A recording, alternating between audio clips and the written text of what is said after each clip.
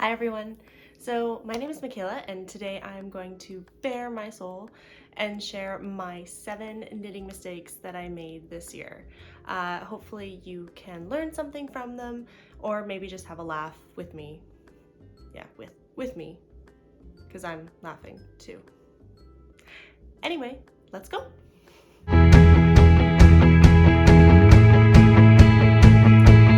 Number 1.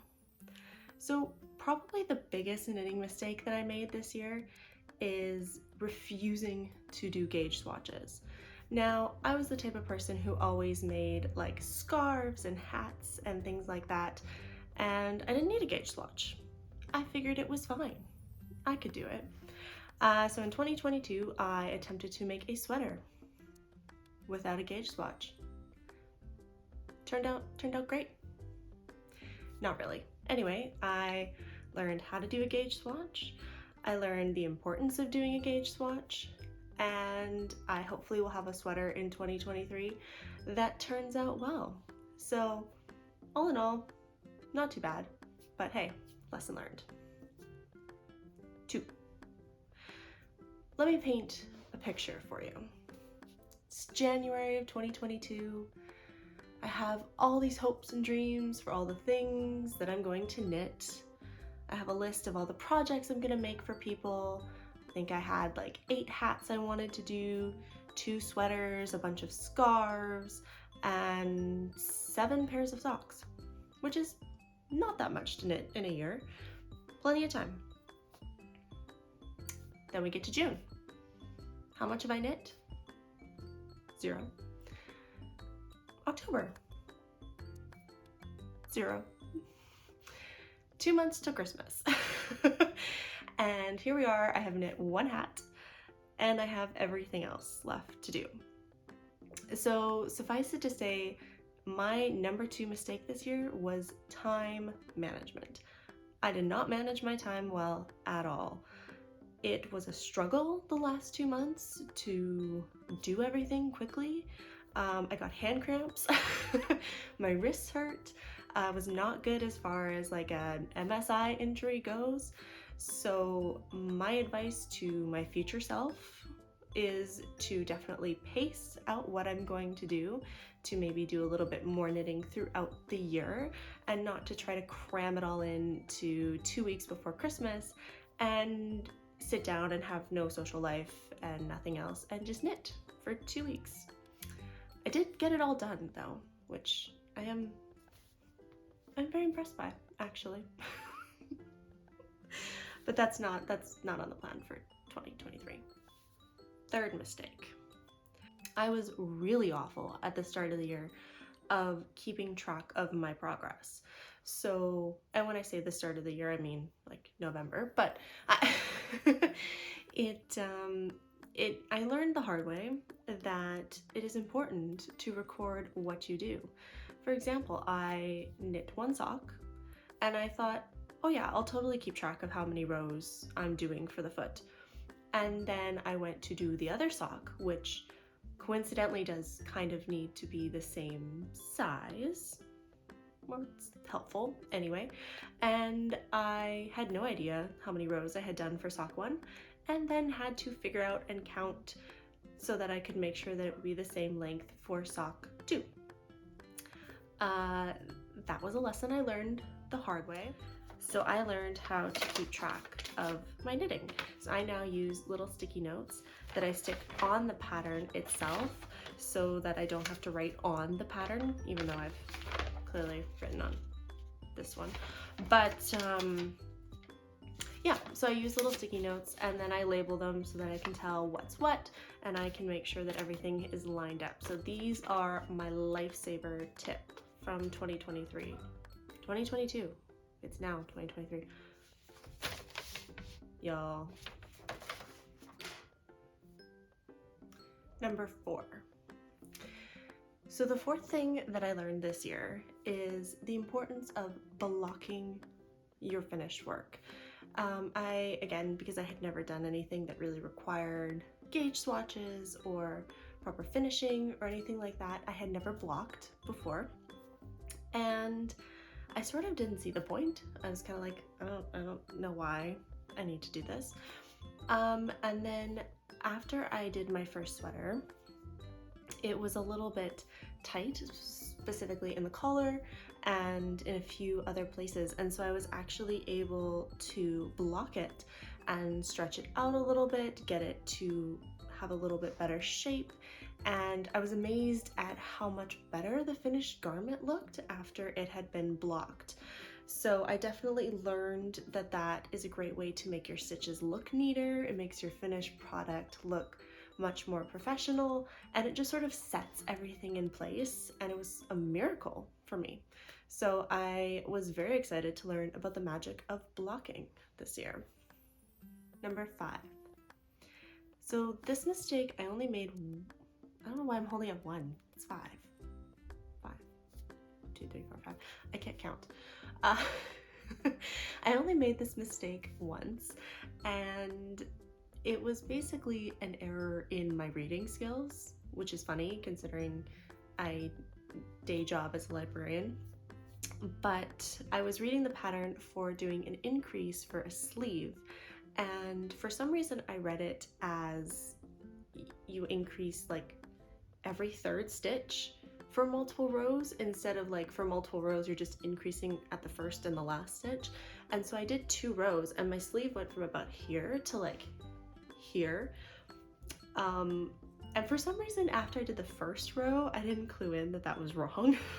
So it took till the 2nd row and I realized that that was wrong, and at that point I'd already done like this much of the sleeve, and so I started to freak out a little bit because I didn't know what to do. I had never taken out a row before, and so I started taking out sort of stitch by stitch, and it was like 70 stitches, so it took forever. And finally I got frustrated and I just ripped the row out, and it was miraculous because I realized that when you rip the row out, the stitches just stay up, and then I could take my needle back and just weave it back through. So that is the tip that I think I learned the most from. It was incredibly just satisfying and relieving to realize that if I made a mistake, I could do something as simple as just ripping out a row and reattaching the stitches onto my needle, and that it wasn't the end of the world if I made that small of a mistake. And I was able to go back and read the pattern correctly at the end and fix it and have a sleeve that actually looked good. But that lesson, that was a two-in-one lesson. We'll make that 5 and 6. Yeah, so yeah, number 6, I'm gonna sort of tie into number 5, but it was definitely the freaking out at every small mistake that I made, thinking that it was the end of the world. And granted, some mistakes I made after, you know, a week and a half of knitting the front panel of a sweater and realizing that I made a mistake and had to fix it. But at the end of the day, I realized that nothing was as serious as maybe I was making it out to be. And oftentimes what I would do is I would just set it down. I would go make a cup of tea, maybe watch a TV show, do something relaxing to take my mind off it. And then when I felt like I had my brain attached again, I would come back and fix the mistake and start over. And not once did it require me undoing an entire thing that I had done. Never required me to start from scratch on any portion of what I was knitting.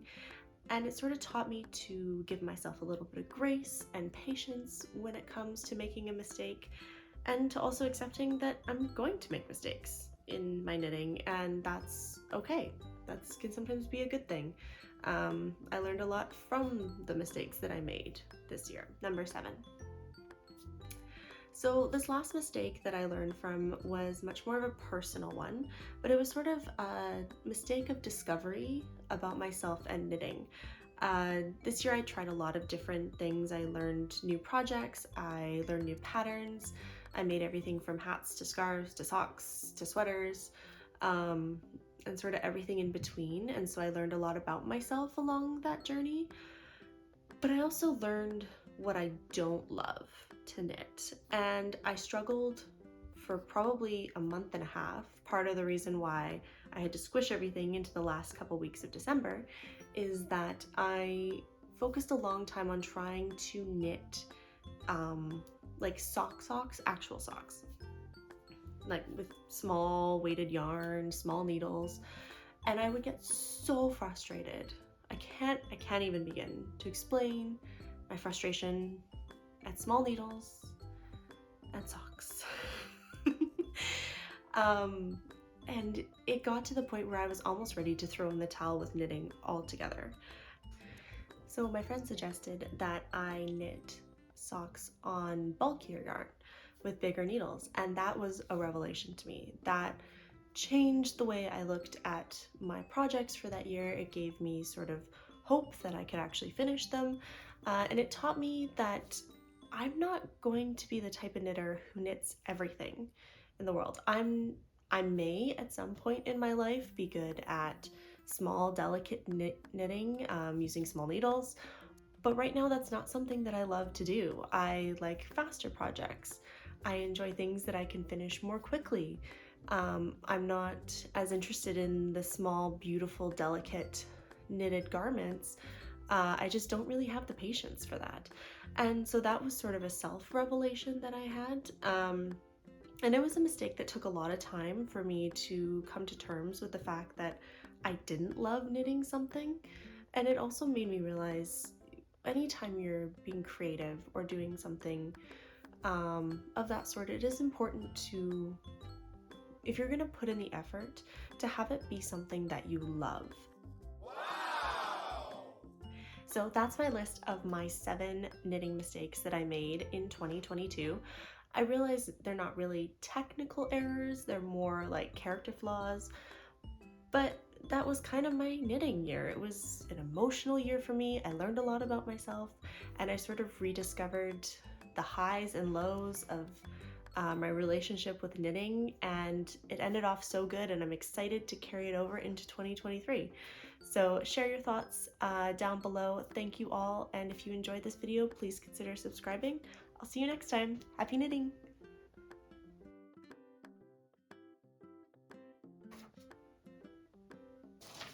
Guys,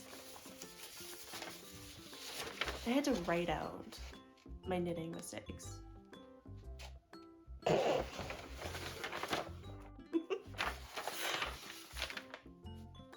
literally wrote them. That's sad, right? That's sad. There's so much noise. So much noise.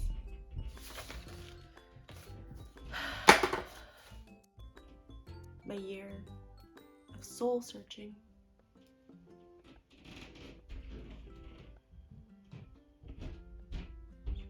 Okay. We're calling that done. Toodles.